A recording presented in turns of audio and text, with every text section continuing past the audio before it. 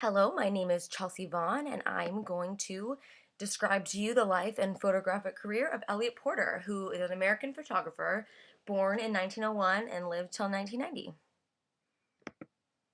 The quote I chose to represent Porter was actually one by the author of our book, and it reads, "Not since the autochrome was marketed in 1907 had color photography been used so successfully to capture the natural world as it was by Elliot Porter."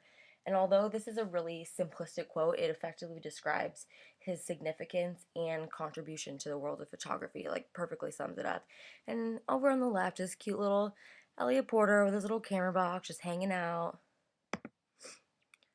All right, let me give you a little bit of background on his life not related to his photographic career. So, he was born in Chicago in 1901, and it was only 10 years until he was given his first camera, which he used to photograph birds around his home in Chicago and then at his family's summer home in Maine.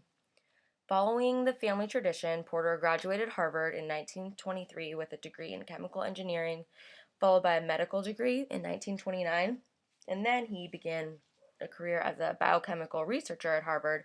But throughout this whole time, he continued, excuse me, that was a yawn, to photograph birds. In 1938, Stieglitz actually offered to exhibit some of Porter's photographs of his black and white photographs of birds and some other ones he took at his New York gallery in American Place. And this show signaled that Porter was on par with the work of other fine art photographers such as Ansel Adams and Paul Strand. And it is the single event that inspired Porter to quit his job and follow his passion of photography. And this is where his photographic career really began.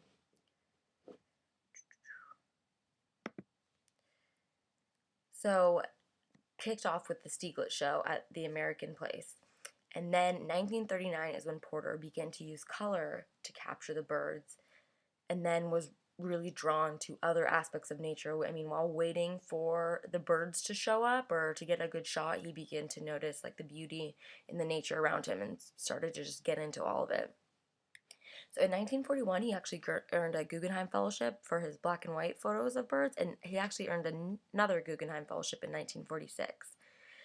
Then his first book out of 25, plus a couple published after his death, was published. It's called In Wilderness is the Preservation of the World by the Sierra Club. This is when Porter started to team up with the Sierra Club. He published a lot of books with them to promote the conservation of nature. This is a list of all of his books, which is so extensive. And the photographs that you'll see upcoming in the presentation are all from various of these works. And he continued to just publish, I mean, really throughout his life, pretty consistently. He just never stopped. Okay, so let me tell you right off the bat, there's quite a few pictures of lichen in here.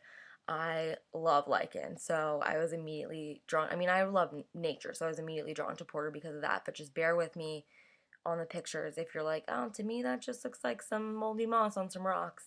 Yes, but look at how pretty it is. Like, I can totally see why he was drawn to this. Just the colors of nature are so beautiful, and these are things that other photographers might have overlooked, when photographing a mountain or an animal. And Porter saw, man, look at this beauty of this stuff just growing on the ground and just went with it. And other people really begin to see it the same way.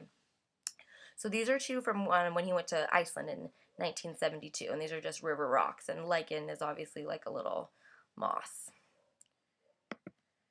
This is from Utah, and it's beautiful to me because I've actually been to the San Juan River, and I was, enamored by the same majestic, intense beauty, and it really is portrayed in this photograph. So, I mean, I was really just drawn to this picture because, I mean, just look at the colors and the angles. It's just so beautiful. And it's, again, the composition. I mean, it might not be, another photographer might have not chose to use this angle or photograph this particular part of this rock side, but Elliot just noticed the light. And I mean, he had a definite eye for making things beautiful, which would not be the typical first photographed of other people. These are just like some little trees and sticks near Massachusetts, and I mean, I just love the gradation and the reds and the kind of orange, and it goes to the white. It's just really pretty, and again, it's so unique. No one else would walk by this patch of, I mean, almost like dead little branches and find beauty in it until you stop and look at the way that he interpreted it and you see what he sees. This is the Hudson River in the Adirondacks, taken in 1958. And again, these are all in his books, in his extensive, like, beautiful books. More lichen in Utah. Again, just the beauty and the colors and the mixture. It just, I don't know. I love it. I just don't know how much more I can say about it. I just love it. Okay, this super cool. I've walked through this dungeon canyon. So, and it's just so cool and majestic in there, and the way he captured it from being down in there, it just gives a really, like, awe sense of, I mean, there's no person in here to kind of show you to scale, but I think you can see how, we were talking in class about how the awesome has lost its value, but this is really like an awesome scene. Okay, more lichen. So cool. It's like this green little lichen on a beech tree back in the Adirondacks in New York. Ooh, this is cool. So this is actually lava flow in the Galapagos Islands. So he spent a good part of 1968 in the Galapagos photographing plants and animals, mostly plants, lots of animals, just such cool stuff. And this dried lava flow that's been there, for thousands of years, and finally trees have regrown from there. It's just such a cool mixture of destruction and new growth. All right, I am obsessed with cactus and succulents and especially weird plants, so I was immediately drawn to these two. The yellow agave are just such pretty blooms, and then this little guy on the right side is just such a funny little cactus. Look at him. He's just so cool, and I mean, I'm drawn to it because I personally I'm drawn to the exact same things he is. Like, this funky little cactus, he probably liked it because it was a weird little cactus, and that's why I'm about it too. Whereas someone else might go for the form and symmetry of like a nice saguaro or something. Okay, so cool. Brown stones on a beach. So with little red lichen on them, tan lichen on them. Again, most people will just overlook this, but it's so pretty.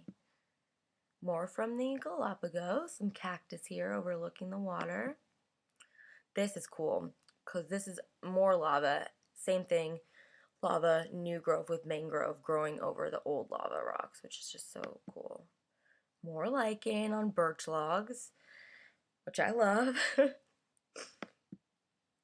Some more lichen. I told you there was a lot, but it's just so pretty. I mean, there's just so many various colors, and I don't know. I feel like I would really like this guy. I think me and Elliot Porter would get along, and I'd be all about all these little nature lichen colors too. So I really appreciate his photographs and the fact that I can enjoy this beauty because he also saw that beauty and photographed it and, made it a record. Ooh, these last two, so much moss. I love it. So more lava rock, and then there's so these are actually in Iceland, which, I don't know. Iceland is green and Greenland is icy, so it's kind of Iceland the name, but it's really green like this. So the cool waterfall through the cliffside, and then the cracked lava rocks with more moss. I love this stuff. I'm all about this. It's just so cool. Okay, so significance. He was essentially the first, fine art photographer to employ the use of color to capture nature and for people to really be on board with it. His pictures were just so, like I said, they're just so beautiful but so simplistic at the same time in their subject matter that it just really gave people an appreciation for color and a realization that, oh, you know what? This is a wonderful this is a great medium to capture nature, and it really conveys its beauty.